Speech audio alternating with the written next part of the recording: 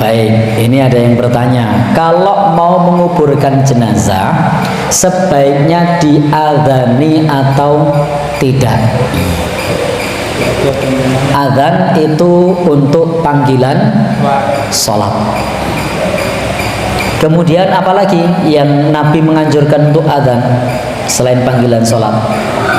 Nabi pernah bersabda, idza ra'aitum ghaulan, kalau kamu melihat ghaul, hantu, fa'adzinu, maka kumandangkanlah adzan. Meskipun ini panggilan sholat, tapi karena Nabi perintahkan, maka boleh ketika melihat penampakan lalu adzan, itu boleh. Karena memang salah satu fungsi adzan itu sebagaimana disebutkan oleh Nabi, itu setan akan berlari sampai hatta la yasma at-ta'dzin, jadi sehingga tidak mendengarkan suara adzan. Jadi sampai setan tersebut tidak mendengarkan suara adzan. Walahu durat, dan setan ini akan terkentut-kentut karena mendengarkan suara adzan. Maka di situ disebutkan hatta la yasma'at ta'dzin, sampai tidak mendengarkan suara adzan. Jadi dia akan berlari sejauh-jauhnya agar tidak mendengarkan adzan. Maka adzan bisa digunakan pertama untuk panggilan sholat. Ini hadisnya sudah jelas, sudah masyhur. Yang kedua adalah kalau melihat hantu, Nabi perintahkan kepada kita fa'adzinu, agar mengumandangkan adzan. Dan kalau pertanyaannya adalah apakah ketika menguburkan jenazah perlu diadzani, maka memang ada hadis yang menjelaskan hal tersebut. Sayangnya hadis ini isnadnya batil. Hadis ini adalah hadis palsu. Di dalam hadis tersebut disebutkan seperti ini, la yazalul mayyit yasma'ul adzan. Jadi mayit itu senantiasa mendengar suara adzan. Malam yutoyan, selama belum ditimbun, belum diurugi. Ditimbun, diurugi apa diplester atau itu jenenge.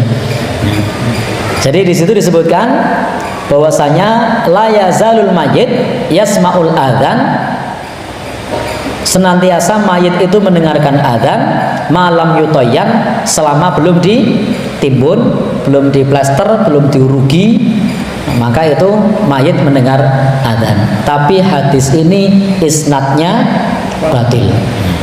Sehingga karena ini isnadnya batil sebagaimana yang dikemukakan oleh Imam Ibnu Hajar, sehingga tidak bisa diamalkan.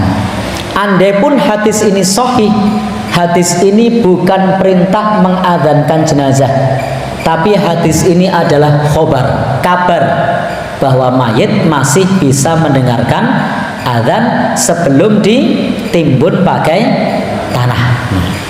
Jadi bukan perintah adzan, tapi informasi andai pun sahih.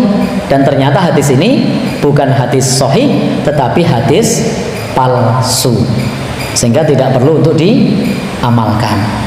Hadis yang sahih ada misalnya mayit itu masih mendengarkan Qur'ani alihim, mendengarkan suara sendal orang yang mengantarkan jenazah. Apakah ini perintah untuk mendengarkan sandal, agar kalau kita keluar dari pemakaman sandal itu ceplek gitu biar dengar? Bukan, ini bukan perintah, tapi Nabi mengabarkan dia masih mendengar suara sendal.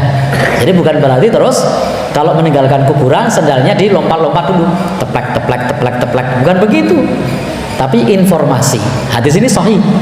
Tetapi untuk yang mendengar suara adzan, ini adalah hadis yang palsu, isnadnya batil. Dan andai pun hadis itu sahih, maka bukan perintah untuk mengadzankan, tapi hanya informasi, sehingga tidak perlu mengadzankan jenazah ketika dikuburkan. Dalam ibadah itu ukurannya adalah dalil. Yang pertama adalah Al-Quran, yang kedua adalah hadis Nabi Shallallahu Alaihi Wasallam, yang ketiga adalah fi'liyah sahabat yang dikerjakan oleh para sahabat Rasulullah Shallallahu Alaihi Wasallam. bukan kemudian asal menurut kita baik. Andaikan menurut kita itu baik sebagai ukuran beribadah, maka niscaya agama ini akan rusak karena orang beranggapan baik pada sesuatu yang dia berkreativitas dalam ibadah. Ibadah itu tidak boleh kreatif, ibadah itu tinggal ngikut tuntunan. Tapi kalau perkara dunia silahkan kreatif, karena Nabi memberikan rekomendasi, antum a'lamu bi umuri dunyakum, kalian lebih tahu tentang urusan dunia kalian. Sehingga urusan dunia silahkan berinovasi, tetapi urusan agama kita tinggal ngikuti Nabi. Nabi tidak pernah mengajarkan, tidak pernah mengamalkan, para sahabat tidak melakukan, sehingga tidak perlu mengadzankan jenazah pada saat pemakaman. Wallahu a'lam bishawab. Pak Ustaz, bagaimana hukumnya mengazankan mayat sebelum dikuburkan? Sebab dosen saya mengatakan itu haram, sedangkan di kampung saya itu dilakukan. Dosen kamu, dosen bapak, dosen antum yang mengatakan haram ini, dia dalilnya dua saja, Quran hadis. Quran hadis, tak ada di Quran, tak ada di hadis, haram. Mana Qurannya? Mana hadisnya? Tak ada, itu haram. Sedangkan orang yang mengazankan mayat itu, saya tak berani mengharamkan. Saya buka balik kitab mazhab Syafi'i. Ini yang membuatnya siapa? Mazhab Syafi'i. Apa kitabnya? Buka kitab-kitab klasik, saya jumpai kata dia dalilnya qiyas. Quran, hadis, ijma', qiyas. Apa qiyasnya? Kalau lahirnya diazankan, maka matinya diazankan. Itu dalil mereka qiyas. Apakah Ustaz Abdul Somad nanti kalau mati kami azankan? Tak usah. Jadi kalau saya mati, tak usah azankan. Makcik saya meninggal, saya pos di samping kubur. Kak saya ada di situ. Abdul Somad, iya Pak. Kami azankan atau tidak? Tak usah azankan. Tapi saya tak menyalahkan orang yang mengazankan, karena dia ikut pendapat ulama. Ulama itu berpendapat berdasarkan dalil. Nah, ini tentang masalah bagaimana dalil suatu kaum, dan saya menghormati itu. Tapi kalau tak ada di hadis, tak ada ijma', tak ada qiyas, orang kita saja memandai-mandai, oh itu tak boleh, haram. Ini bukan yang memandai-mandai, ada dalam kitab mazhab Syafi'i, ijtihad ulama. Mengenai pengurusan jenazah, Buya, kita diwajibkan atau fardu kifayah, yaitu memandikan, mengkafani, menyolatkan, dan menguburkan. Yang ingin kami tanyakan mengenai menguburkan jenazah, Buya, di lapangan itu ada ketika menguburkan jenazah ada kalimat azan dan iqomah. Setahu kami bahwa azan dan iqomah itu digunakan untuk sholat 5 waktu atau sholat wajib. Itu bagaimana hukumnya, atau bagaimana ketika dikuburkan, mayit dikuburkan itu dikumandangkan azan dan iqomah tersebut? Mohon penjelasannya, Bu ya. Terima kasih. Wassalamualaikum warahmatullahi wabarakatuh. Waalaikumsalam warahmatullahi wabarakatuh. Adzan dan iqamat bukan sebuah kewajiban. Bahkan tentang kesunahannya di antara ulama kita berbeda pendapat. Jadi jangan kita mempermasalahkan urusan semacam ini. Yang benar adalah nanti sedekahnya dan sebagainya itu ya, menerawat dengan benar. Adapun masalah adzan itu tidak usah jauh-jauh, kita beritahu supaya kita tidak meributkan hal semacam ini. Seorang alim besar di dalam mazhab Syafi'i seperti Ibnu Hajar Al-Haytami.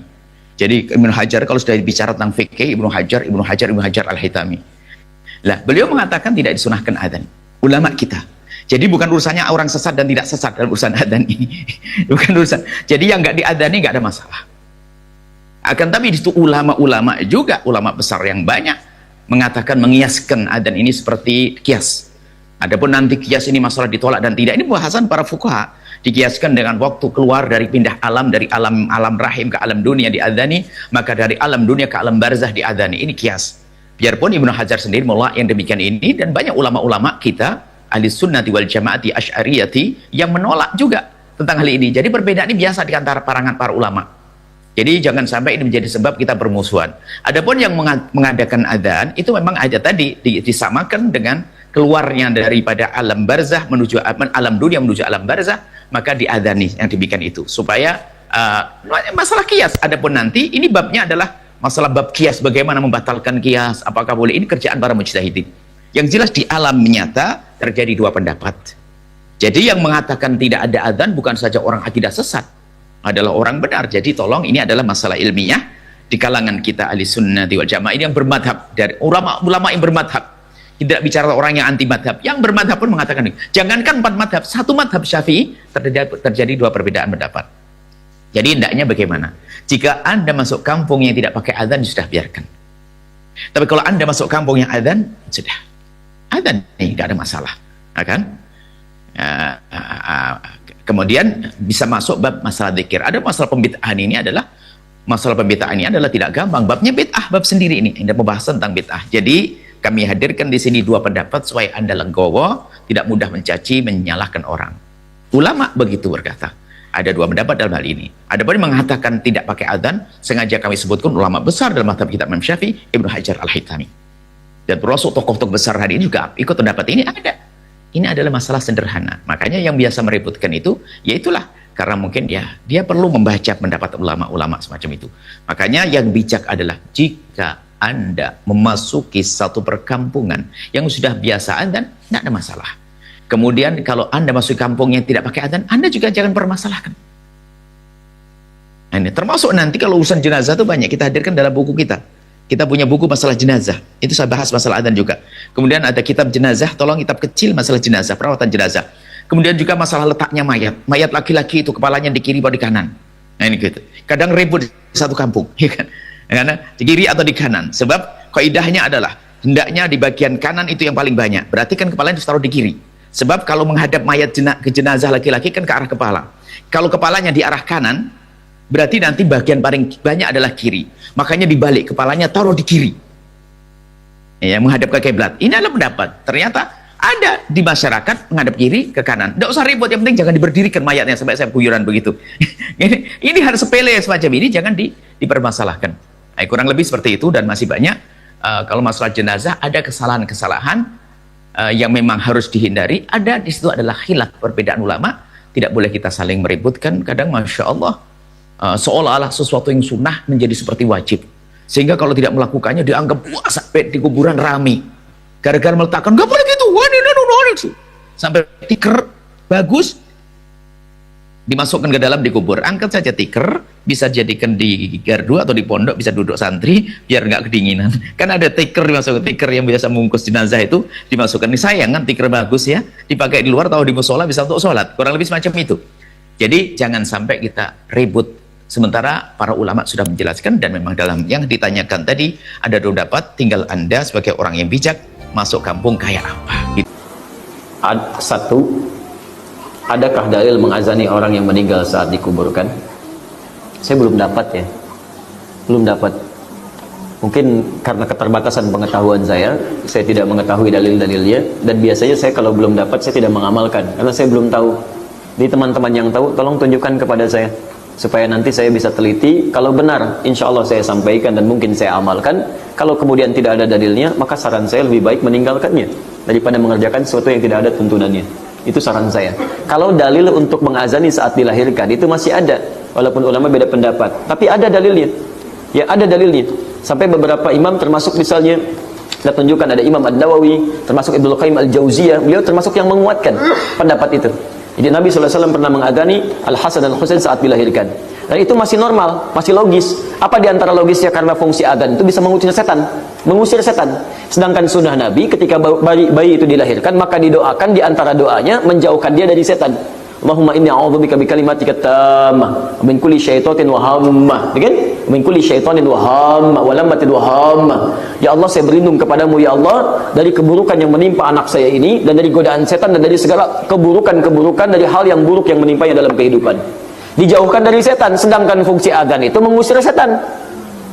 Coba lihat di Abu Dawud nomor hadis 666. Idza udzina, kalau adzan dikumandangkan, fafarra syaitanu wa alaihi dhurat, maka setan itu lari sambil terbirit-birit. Jadi kalau adzan berkumandang, setan lari. Makanya antum punya teman non muslim jalan, adzan berkumandang, itu non muslim bisa mengingatkan, Pak, apa nggak sholat dulu? Sudah adzan. Karena setannya nggak ada. Faidah tuwiba, kalau adzan selesai dikumandangkan, ada setan balik lagi menggoda orang lain. Makanya orang Islam bisa jawab, tenang, baru adzan, belum qomat, setan balik lagi. Sama qomat juga begitu. Sampai anda akan sholat, saat akan sholat biasa, tapi begitu takbir kata Nabi, udkur kada, setan itu akan berkata, ingat ini ya, ingat itu ya. Nggak percaya, silahkan nanti saat zuhur. Begitu anda takbir, di benak anda akan muncul banyak hal yang akan diingat. Ingat ini, ingat ini. Sampai ada juga ingatan, ingat kata Ustadz Adi, setan itu menggoda, padahal setan. Begitu goda. Hatta la yashghal musalli kam raka'atan yusalli. Sampai ada orang sholat tidak sadar berapa rakaat sedang menunaikan sholatnya. Itu kata Nabi. Makanya ketika Maryam dilahirkan, bapak ibunya berdoa. Quran surah ketiga ayat 36. Wa inni sammaituha Maryama wa inni u'idzuha bika wa dzurriyyataha minasyaitonir rajim. Jadi kalau dalam saat keadaan dia masih hidup, baru dilahirkan, itu kesunahannya ada. Walaupun ulama beda pendapat, tapi nggak ada masalah. Anda mau ngamalkan silakan, tidak juga nggak ada masalah. Karena fungsi adzan itu satu mengusir setan, kedua memanggil orang sholat. Makanya diperdengarkan kalimat-kalimat thayyibah supaya dewasanya terbiasa mendengar kalimat itu. Tapi kalau sudah meninggal dunia, orang meninggal dunia itu, maaf, satu, sudah nggak sholat lagi. Makanya ketika antum adzan, dia nggak akan dengar untuk sholat, nggak ada. Yang kedua, setan nggak goda orang meninggal.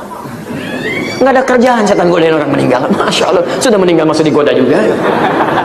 Setan itu punya masalah itu, ya, stres setannya itu. Jelas ya? Jadi kalau saya pribadi, saya tidak mengamalkan itu, tidak mengamalkan. Dan bagi yang mengamalkan, coba saya sampaikan dalilnya, nanti saya coba lihat ya. Kita harus objektif menilai. Kalau memang ada dalil, kita perhatikan, kita lihat. Kalau kekuatannya sahih, bahkan sahih sekali, ya kita bisa amalkan. Kalau misalnya di bawah itu, misalnya lemah, bahkan maudhu, bahkan palsu, ya kita tidak usah amalkan. Ya, jadi tidak usah repot-repot. Jangan takut kehilangan fadilah. Jangan takut kehilangan fadilah. Fadilah itu justru ada ketika kita berpegang pada tuntunan yang benar, dalil yang kuat, dan kita yakin dalam mengamalkannya. Paham? Ternyata kalau kita cari hadis tentang perayaan Maulid, jangankan hadis dhaif, hadis palsu pun tidak ada. Hadis palsu pun tidak ada yang menjelaskan Nabi pernah bermaulid, apalagi hadis yang sahih. Ini yang pertama. Yang kedua, Maulid Nabi bukan tradisi penduduk kota Madinah. Kalau itu tradisi penduduk kota Madinah, tentunya sudah ya diriwayatkan dalam buku-buku hadis, dalam kitab Muwatta'nya Imam Malik disebutkan para sahabat dulu demikian.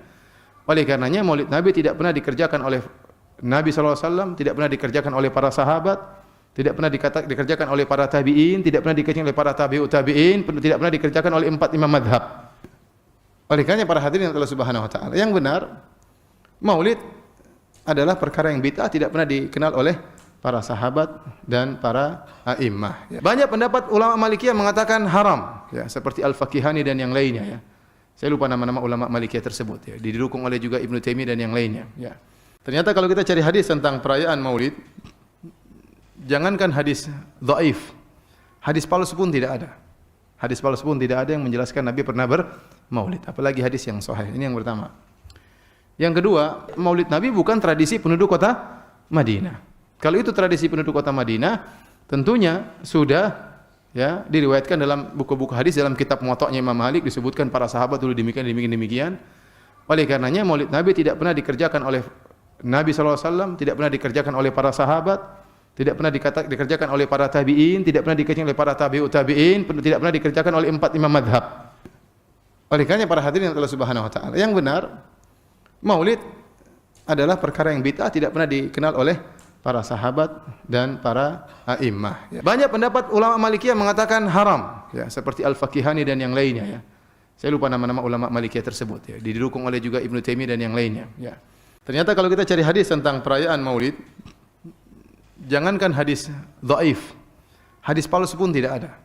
Hadis palsu pun tidak ada yang menjelaskan Nabi pernah bermaulid, apalagi hadis yang sahih. Ini yang pertama. Yang kedua, Maulid Nabi bukan tradisi penduduk kota Madinah. Kalau itu tradisi penduduk kota Madinah, tentunya sudah ya diriwayatkan dalam buku-buku hadis, dalam kitab Muwatta'nya Imam Malik disebutkan para sahabat dulu demikian. Oleh karenanya Maulid Nabi tidak pernah dikerjakan oleh Nabi SAW, tidak pernah dikerjakan oleh para sahabat, tidak pernah dikerjakan oleh para tabi'in, tidak pernah dikerjakan oleh para tabi'ut tabi'in, tidak pernah dikerjakan oleh 4 imam madhab. Oleh karenanya para hadirin Allah Subhanahu Wa Taala, yang benar Maulid adalah perkara yang bid'ah, tidak pernah dikenal oleh para sahabat dan para a'immah. Ya. Banyak pendapat ulama Malikiyah mengatakan haram, ya, seperti Al-Faqihani dan yang lainnya. Ya. Saya lupa nama-nama ulama Malikiyah tersebut. Ya. Didukung oleh juga Ibnu Taimiyah dan yang lainnya. Ya. Ternyata kalau kita cari hadis tentang perayaan Maulid, jangankan hadis dhaif, hadis palsu pun tidak ada. Mohon penjelasan mengenai perkataan Imam Al-Faqihani, Maulid ini adalah bid'ah yang diadakan golongan yang malas dan nafsu syahwat yang mengenyangkan orang yang kuat makan. Al-Hawail Fatawi, Imam Asyuti. Apa betul Ustaz? Soalnya sebenarnya banyak diposting orang-orang yang anti Maulid. Al-Faqihani satu pendapat. Kenapa tak pakai pendapat Al-Imam Al-Hafiz Ibnu Hajar Al-Asqalani? Kenapa tak pakai pendapat Al-Imam Al-Hafiz As-Suyuti?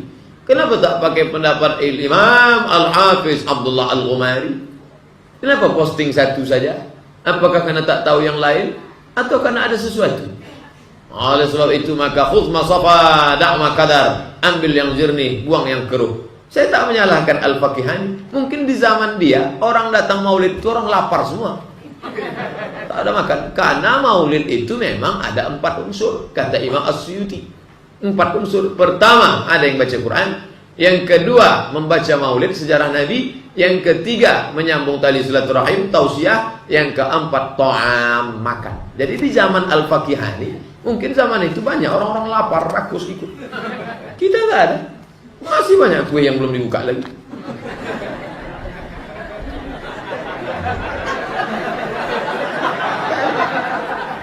Nah, jadi tolonglah supaya objektif menilai. Oleh sebab itu maka kata Imam As-Suyuti tentang masalah Maulid ini adalah bid'atun hasanah. Hasanah, baik, tapi selama ini Suyuti boleh bersyarat selama isinya cuma 4. Mendengarkan baca Quran, mendengarkan Maulid, mendengarkan tausiah dan makan. Nah, adapun melompat-lompat, lari-lari, gendang-gendang tak tentu arah. Oh, ikhtilat bercampur aduk laki-laki perempuan. Kita tak ada campur aduk. Tetap pakai pagar. Ibu-ibu, mana ada? Ada laki-laki satu, anak-anak lah. Tak masalah. Apa hukumnya Maulid? Kita harus sepakati dulu apa itu Maulid. Awas, ini penting ini. Banyak masalah yang muncul sekarang tapi tidak disepakati tentang ini. Banyak orang bahas tentang hukum musik. Hukum musik begini-begini. Begitu saya tanya apa itu musik, bingung dia jawab. Apa itu musik? Anda mesti sepakat dulu musik itu apa. Di zaman Nabi apa yang disebut dengan musik. Zaman sekarang apa yang disebut dengan musik. Ketika Nabi menyampaikan hukum musik, apa yang dimaksudkan oleh musik di situ. Kalau antum paham tentang definisinya, maka keluarkan turunan hukumnya. Maka lebih mengerti di situ. Nah sekarang Maulid. Apa itu Maulid? Sekarang begini. Maulid atau Maulud? Mana yang benar? Bukan Allahu a'lam, harus dicari kita. Mana Maulid atau Maulud? Antum sibuk menilai, ini Maulid tidak benar. Oh, jadi yang benar Maulud. Maulud juga tidak benar. Masya Allah. Apa Maulid, apa Maulud? Baik, lihat. Kalau disebutkan Maulid, itu waktu kelahiran. Waktu kelahiran. Awas, hati-hati nih ya, hati-hati. Ada kemarin saya lihat tulisan begitu bersemangat, Masya Allah. Panjang-panjang nulis, ternyata salah paham. Pahamnya salah. Ya. Maulid itu ulang tahun. Bukan. Bukan ulang tahun Maulid itu. Bukan ulang tahun, bukan peringatan ulang tahun Maulid itu. Ingat baik-baik. Kalau pakai peringatan itu pakai Id. Idul Milad. Ya, hari kelahiran, peringatan hari kelahiran. Ulang tahun. Tapi kalau cuma Maulid itu waktu kelahirannya. Awas, hati-hati ya, hati-hati dalam memahami sesuatu. Kita masih detil dan jeli dalam memahaminya. Jadi kalau disebutkan Maulid itu waktu kelahirannya. Kalau disebutkan Maulud itu artinya bayi yang lahirnya. Bayinya yang dilahirkan. Nabinya. Kalau dalam konteks Nabi. Jadi kalau disandingkan dengan kalimat Maulidun Nabi artinya waktu lahirnya Nabi. Jelas ya? Kalau Mauludun Nabi, Maulud Nabi itu artinya nabinya, nabi yang dilahirkan. Jelas? Saya ulang, Maulid apanya? Waktunya. Kalau Maulid Nabi artinya apa? Waktu Nabi dilahirkan. Baik, Maulud artinya apa? Nabinya. Kalau Maulud Nabi artinya apa? Nabinya yang lahir. Jelas sampai sini? Sudah. Ya, selesai pembahasan secara bahasanya. Nah sekarang apa hukumnya Maulid Nabi? Maulid Nabi nggak ada hukumnya. Karena waktu lahirnya Nabi, mana Bagaimana kita bisa melekatkan hukum pada waktu lahirnya Nabi? Lahir ya lahir. Jelas ya? Ustadz, apa hukumnya maulid Nabi? Antum kenapa? Apa hukumnya waktu lahirnya antum? Hah? Antum lahir apa hukumnya? Kapan antum lahir? Ustaz, kapan antum lahir? 11 September. Apa hukumnya? Apa hukumnya? Apa hukumnya saya lahir? Lahir ya lahir. Jelas ya? Jadi kelahiran seseorang itu nggak ada hukumnya. Qadar Allah yang menjadikan dia terlahir. Dan dengan kelahiran itu dia punya misi dalam kehidupan. Mencari bekal untuk kembali kepada Allah subhanahu wa ta'ala. Jadi kalau bertanya hukum kelahiran seseorang, lahir ya lahir. Nggak ada hukumnya di situ. Paham ya? Hukum itu terletak pada perbuatan seseorang, bukan pada kelahiran seseorang. Ketika dia berbuat dengan aspek kesadarannya, maka muncul hukum di situ. Awas, antum pun mesti belajar tentang hukum. Jangan salah menyebutkan hukum. Hukum terletak pada perbuatan, bukan pada benda, dan bukan terletak pada waktu. Jadi ketika ada perbuatan melekat pada benda dan waktu itu, maka muncul hukum. Apa hukumnya hari kelahiran? Hari kelahiran gak ada hukumnya. Yang melekat hukum itu bagaimana menyikapi hari kelahiran itu. Itu poinnya. Paham ya? Ketika ada perbuatan melekat kepadanya, maka di situ ada hukum. Maulud itu bayinya, berarti nabinya. Apa hukum maulud? Apa hukumnya nabi? Nabi yang lahir gak ada hukumnya. Jadi kalau Anda menolak maulud dengan pengertian seperti ini, maka Anda keluar dari Islam. Kalau dalam hukum seperti ini, saya menentang maulid Nabi, berarti Anda menentang kelahiran Nabi SAW. Saya menentang maulud Nabi, berarti Anda berhadapan dengan Nabi, Anda musuh Nabi. Jadi kalau Anda dimaksudkan dengan kata maulud dan maulid, Anda tidak bisa menentangnya, bisanya menerima. Saya menerima. Menerima. Kenapa? Karena dalam pengertian bahasa, maulid itu artinya waktu kelahiran. Maulud artinya nabinya. Nabi Isa 600 tahun sebelum lahirnya Nabi Muhammad SAW. Perhatikan, ikutan bahagia dengan kelahiran Nabi. Sampai kebahagiaannya diungkapkan pada umatnya. Antum Nabi bukan, Rasul bukan. Maaf, tidak punya mukjizat seperti Nabi Isa. Mayat dipanggil-panggil nggak bangun, diusap penyakit makin sakit. Tuh, lalu antum tidak bahagia dengan kelahiran Nabi, antum siapa? Nabi Isa aja bahagia, masa antum bukan Nabi tidak bahagia? Dan hebatnya, ada orang bisa bahagia, nabinya belum lahir. Biasanya sifat bahagia dalam kelahiran itu setelah bayinya lahir, bukan sebelum lahir. Setiap Rasul menantikannya. Nabi Isa menantikan, masa antum tidak menantikan itu? Jadi kalau ada orang menolak maulid dalam arti waktu kelahirannya, maka dia telah ingkar pada Nabi Muhammad SAW. Dari Nabi Ibrahim sampai Nabi Ismail alaihi wassalam, ya sampai kemudian ke Nabi Muhammad SAW. Anda bisa bayangkan nggak? Dua orang Nabi, dua orang Rasul. Gelar yang pertama Ibrahim alaihissalam Khalilullah, yang paling dekat dengan Allah. Jaminan surganya ada. Nabi Ismail disebut dengan gulamun halim oleh Al-Quran. Yang paling perasa, yang paling dekat dengan Allah subhanahu wa ta'ala.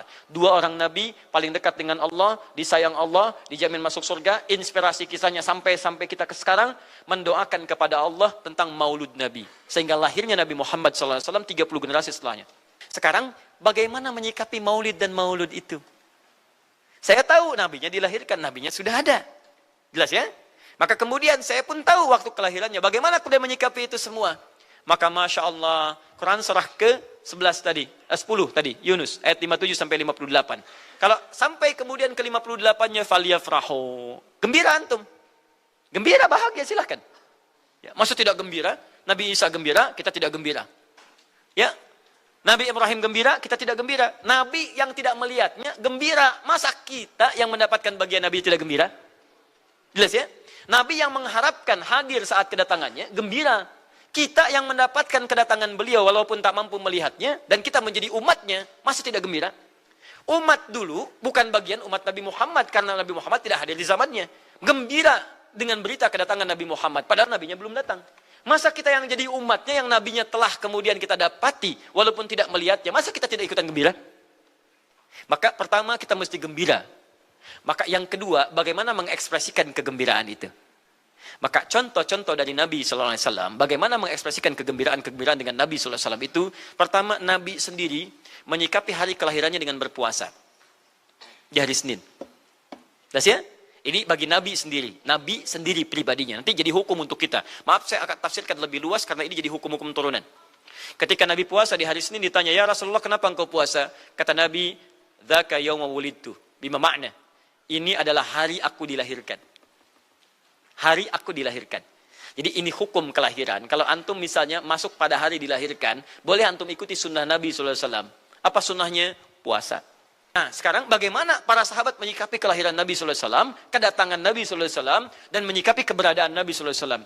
Bukan cuma lahirnya, tapi setiap kedatangannya. Nabi datang dari Madinah, dari Mekah ke Madinah disambut oleh para sahabat yang ada di sana. Nabi datang dengan perang Tabuk, dari perang Tabuk disambut oleh para sahabat di sana. Tala al-badru alaina min thaniyatil wada'i, wajaba syukru alaina bada'alillahi da'i. Masya Allah, disambut dengan madid. Bukti kesenangan mereka kepada Nabi sallallahu alaihi wasallam. Ada yang memuji Nabi sallallahu alaihi wasallam seperti Hasan bin Thabit, buat puisi-puisi memuji Nabi. Seperti Zuhair bin Abi Salma, tadinya musuh Nabi, begitu masuk Islam memuji Nabi sallallahu alaihi wasallam. Ada yang lagi kemudian menghormati Nabi dengan kedatangannya, dengan mengikuti Nabi kemanapun. Nabi mencontohkan, amalkan. Nabi mengajarkan, ikuti. Masya Allah. Begitu Nabi meninggal, diabadikanlah kemudian nilai-nilai penghormatan itu. Ada yang menulis sejarah tentang Nabi.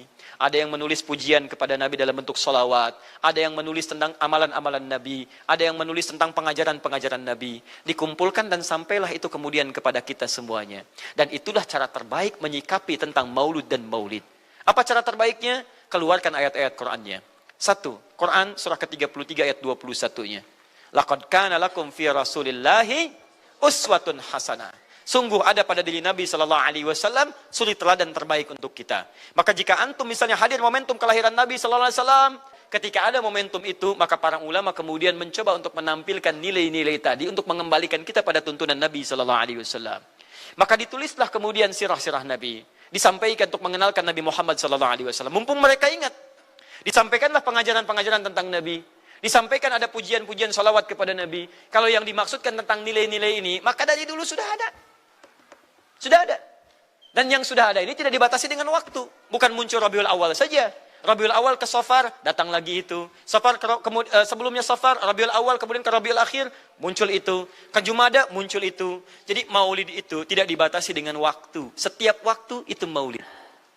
Maulud tidak dibatasi dengan waktu. Setiap waktu itu maulud. Tapi kalau ada momentum bersamaan dengan waktu kelahirannya, kemudian kita hidupkan untuk mengenal kepada Nabi, dalam bentuk yang tadi disunahkan dalam Al-Quran dan Sunnah, itu tidak ada masalah.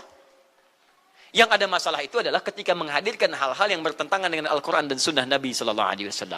Misal, maaf, dulu orang sudah terbiasa mengkaji tentang Nabi, menyampaikan risalah Nabi. Kemudian diisi misalnya, maaf dengan hal-hal yang bertentangan dengan keadaan-keadaan Nabi. Misal, saya ingin mengajarkan tentang Nabi, tapi ketika mengajarkan tiba-tiba mengatakan pada saat ini Nabi pun datang bergabung bersama kita. Itu yang tidak kita sepakati. Jelas ya? Misal yang kedua, antum nih, mohon maaf, kerja di instansi. Bertepatan dengan Maulid Nabi, kita adakan peringatan. Padahal antum cuma ingin mengeluarkan anggaran saja dari situ. Itu bid'ah. Bid'ah. Mengeluarkan anggaran, sekedar hanya ingin dapat anggaran untuk dalam momentum Maulid Nabi, itu yang bid'ah. Maulid bukan makan-makan. Jadi kalau antum mengadakan Maulid Nabi hanya sekedar untuk makan-makan, itu yang bid'ah. Tapi kalau antum ingin belajar menghadirkan momentum itu untuk mengisi ta'lim, sama aja dengan ta'lim kita sekarang. Apakah ada hadis Nabi mengatakan ta'lim khusus di hari Ahad jam 8 pagi sampai jam 10? Tidak ada. Di ta'lim kita bid'ah ini. Jadi kalau antum pahami setiap yang tidak ada contohnya itu bid'ah, Masya Allah, maka akan ada banyak bid'ah dalam kehidupan. Mushaf itu bid'ah, karena nggak ada contohnya zaman Nabi SAW.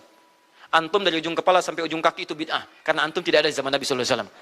Ya, jadi jangan langsung menilai bahwa setiap maulid itu bid'ah. Bukan. Kalau momentum itu ingin diisi dengan ta'lim, ingin memperkenalkan Nabi, ingin mengajarkan syariat-syariat Islam, maka itu tidak ada masalah. Itu mengamalkan petunjuk-petunjuk ayat, bukan mengkhususkan di waktu itu, bukan. Karena ta'lim itu dibuka di setiap waktu, tapi menjadikan waktu itu untuk momentum, karena setiap orang sedang ingat Nabi pada saat itu. Das ya? Kapan lagi kita mendapati orang ingat Nabi? Maka ajarkan itu dan pesankan pada saat itu. Teman-teman, jangan cuma pada waktu ini ya. Setiap waktu kita amalkan ingatan kita kepada Nabi SAW.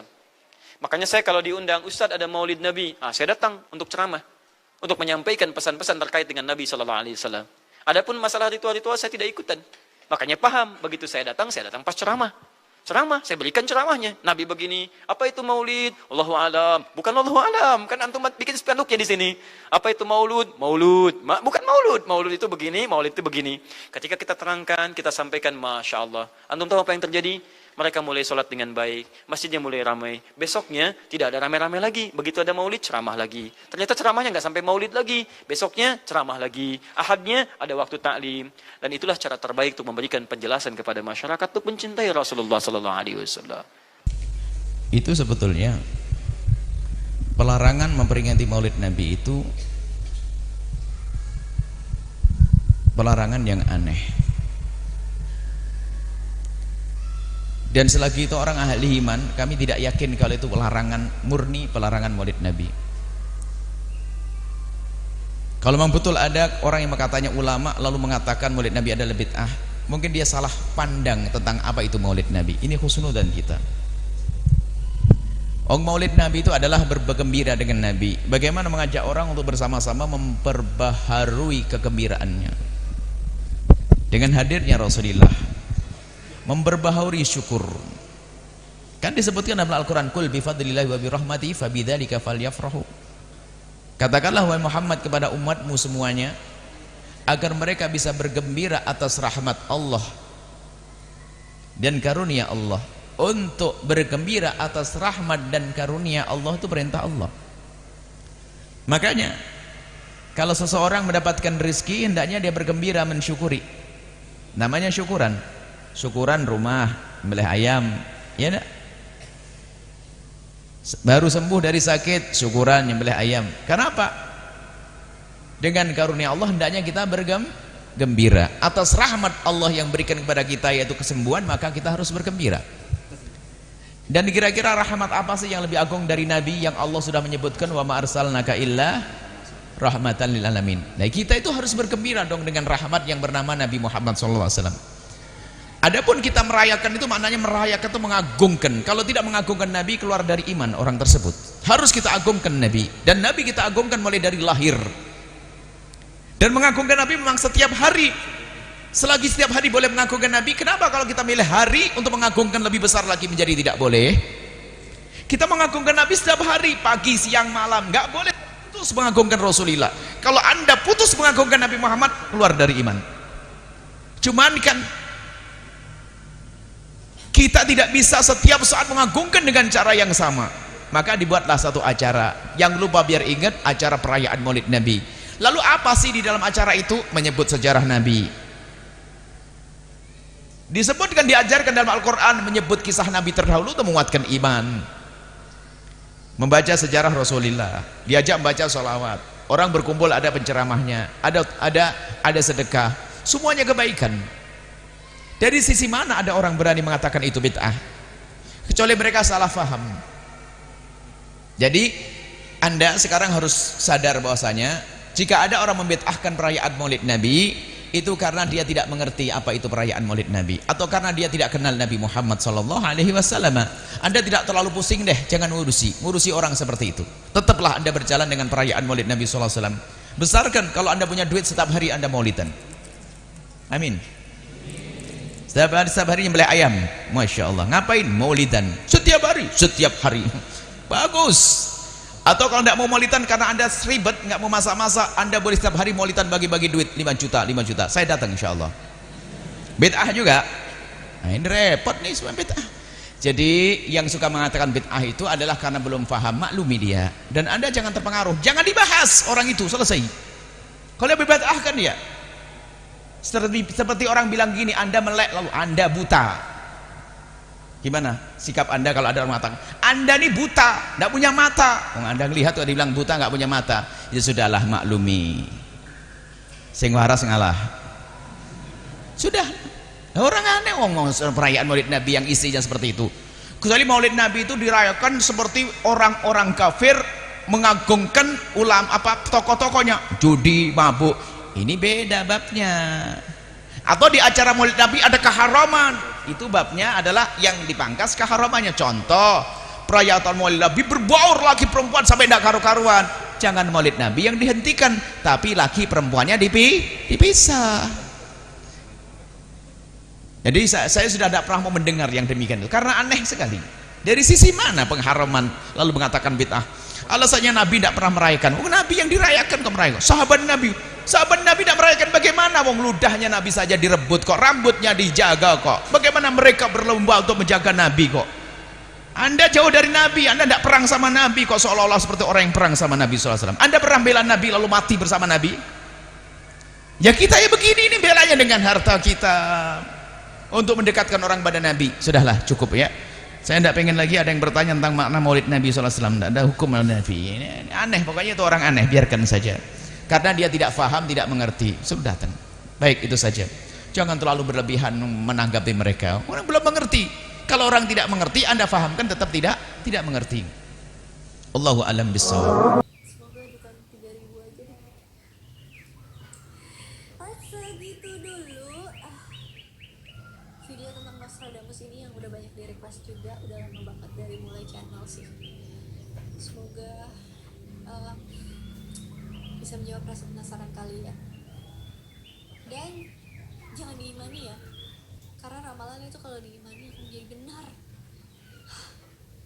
Oke, kalau misalnya ada mau di request, mau dibenerin, mau ditambahin, mau dikoreksi, mau didiskusikan, komen aja di kolom komentar. And as always, thank you so much for watching. Have a good day, and I'll see you again on my next video. Bye, semoga kita semua baik-baik saja dan sehat-sehat dan bahagia terus. Bye bye. Di provinsi Sang Remi.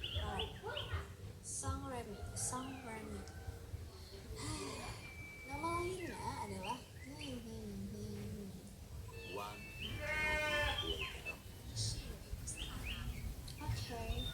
University of Avignon untuk belajar kedokteran. Avignon, right?